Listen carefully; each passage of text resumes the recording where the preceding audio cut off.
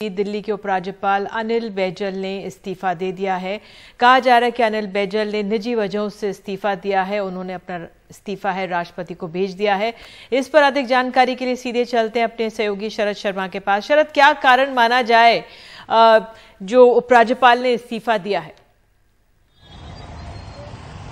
देखिए, वैसे बताया तो जा रहा है कि पर्सनल रीजन बताए गए हैं, निजी कारण बताए गए हैं, लेकिन हम सब जानते हैं कि पर्सनल रीजन या निजी कारण कुछ भी नहीं होते। पिछले काफी समय से चर्चा चल रही थी कि दिल्ली में केंद्र सरकार जो है वो उपराज्यपाल बदल सकती है। इसलिए काफी समय से जब चर्चा चल रही थी तो दिल्ली के मुख्यमंत्री ने प्रफुल्ल पटेल का नाम भी जो है उछाला था ट्वीट करके, जो कि दमन दीव के प्रशासक हैं। तो उस समय भी इस बात की पुष्टि नहीं हो पाई कि क्या प्रफुल्ल पटेल अगले प्रशासक हो सकते हैं। तो अब जब उन्होंने इस्तीफा दे दिया है तो संभव है कि ये भी हो सकता है कि केंद्र सरकार उपराज्यपाल बदलना चाह रही हो और उसी के तहत उन्होंने अब जाकर इस्तीफा दिया है।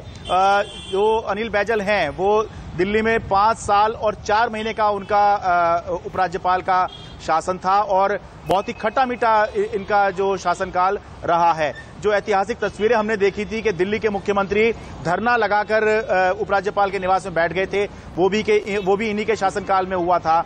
जो हमने देखा था कि सीएस पिटाई मामला, मुख्य सचिव पिटाई मामला सामने आया था, तो बताया जाता है कि उपराज्यपाल अनिल बैजल ने ही उस समय के जो मुख्य सचिव थे अंशु प्रकाश, उनको गाइड किया था कि इस मामले में क्या करना चाहिए और उसकी वजह से एक केस बना था और इसी मामले में दिल्ली के मुख्यमंत्री के घर पर रेड हुई थी।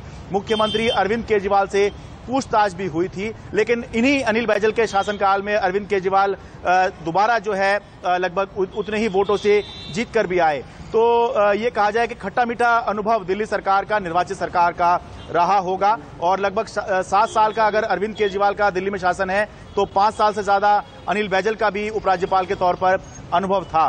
तो अब इस्तीफा दे दिया है। अब नजरें इसी बात पर लगी हुई हैं कि अगला उपराज्यपाल दिल्ली का कौन होगा, क्योंकि हम सब जानते हैं कि दिल्ली के अंदर बहुत कुछ जो शासन है, जो व्यवस्था है, वो चुनी हुई सरकार से ज्यादा जो उपराज्यपाल हैं उन पर निर्भर करती है।